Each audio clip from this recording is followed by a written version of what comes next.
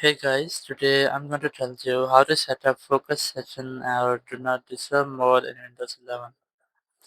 If you're using Windows 11, you want to set up focus or do not disturb. So let's see how can you do that. So the very first thing I recommend you have to go to your settings, and in settings just go to Windows Update, and you just have to make sure that you're up to date. You have any pending update for your Windows. If you have, just try to update your PC or your Windows.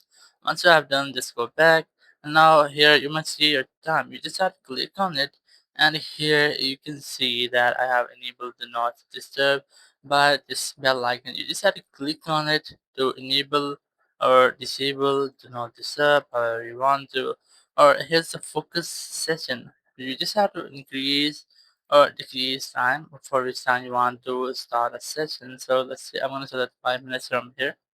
Just click on this focus, and now my focus session has been started. If you want to cut it or pause it, so you can do that from here.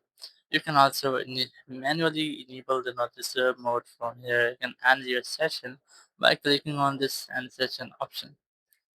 So using these ways, you can easily enable or disable your focus session or your do not disturb in Windows 11. Thank you very much for watching the video. Until next video, bye bye.